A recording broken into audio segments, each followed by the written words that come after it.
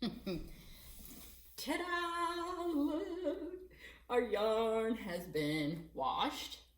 I just used Dawn dish soap for this one, and then rinsed, and I fold it, and that just means to like really get it kind of puffy, and try to get it to balance. So what you see is 100% balanced, and so now we're going to wind it into a ball. So I'm not going to save these strings. You could untie each one and then take it off and save it. I should. Oh, don't. I can't. Okay.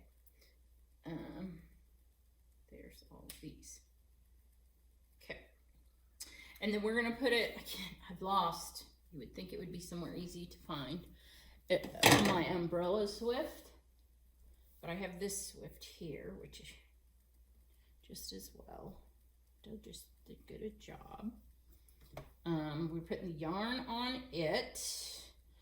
And as I said earlier, there really is a proper way to wind your yarns off. So this is a little bit sticky here, so it did do a little bit of felting.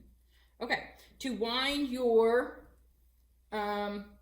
yarn off of this yarn winder and into a ball.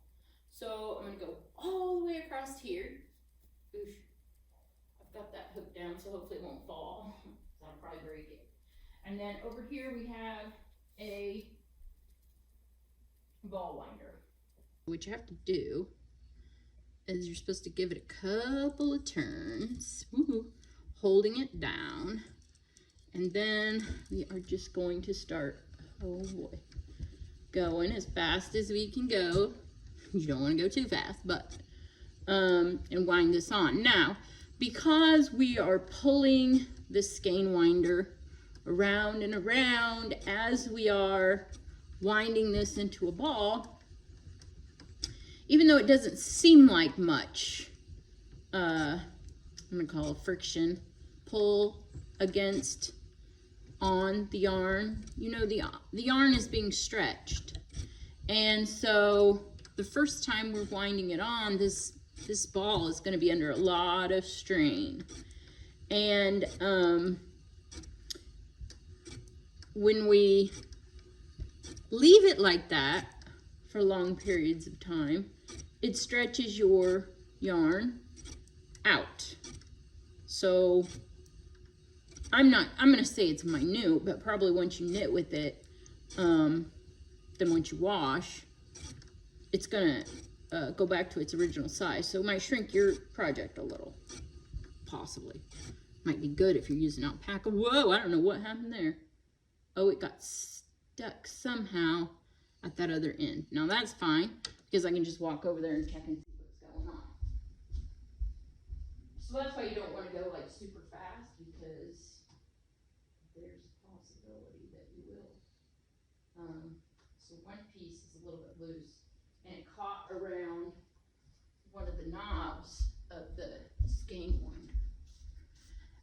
So now we're, ooh, am I going the wrong way? Yep. Okay, so we just let tension off, and now we see, when you pull slow, and then once you get started, you know, it's obviously turning on its own force there, and so it gets a lot easier to wind the ball. So this isn't a whole lot of yarn that I'm winding, so I'll just go ahead and continue to wind. But now, over time leaving that, you've got that yarn, those fibers under a lot of stretch, and I'm gonna say a few of them might break, and you don't want that. Not in my world, you don't anyway. You want perfection. Best you can. You'll never get there, but at least try. Okay, so we've reached the end of the yarn on the winder, and it's stuck again, so I gotta go down here and release it. Try to not take a lot of your time today. I know my videos are long, but there's so much information packed in them. You've gotta watch the video in order to find it all. It's like little treasures hidden throughout there. Okay.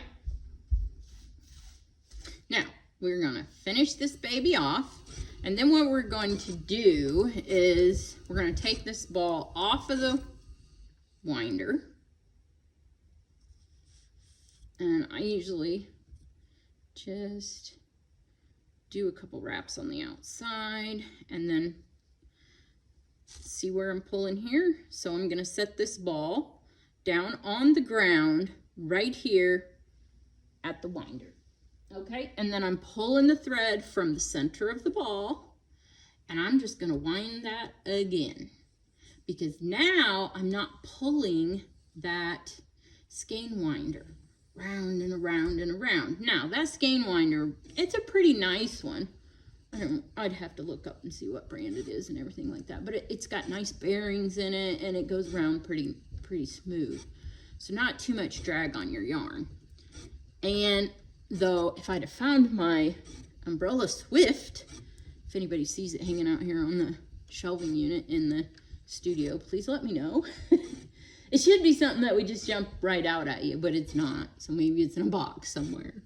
Only I think I went through most of my boxes, and I don't think it is. So that umbrella Swift, it has a pivot on just wood on wood. What I did to try to make it spin a little easier was I put some graphite, you know, like from a pencil, between those two friction points to maybe help it spin a little better, but it's still got quite a bit of friction. Now, so here's the other thing about this. You'll notice, and I probably should have showed you, but really, unless you have two balls next to each other, it's probably hard to see. But the first time around when you do this, the ball that you wind coming off of your skein, and this is how you're going to prove to yourself that it really matters. Off of your skein winder is that it's going to be really tight and small. And then the second time you do it, you'll notice how much bigger and loftier your ball is. So that's going to prove to you that that yarn was under quite a bit of a tension, even though you might think that it's not. So this is usually how I kind of store is I'll take this and wrap it a couple times, so it's kind of keeping the yarn secure, and then it's taking care of this extra little segment that is going to end up coming unwound, and just tie it in a half hitch knot. And then you can take the strand from the center, and that's going to be your center pull yarn ball. And now it is nice and fluffy and loose, and it's not under a bunch of tension that's going to cause fibers to break, and it's super happy. So how do you like that?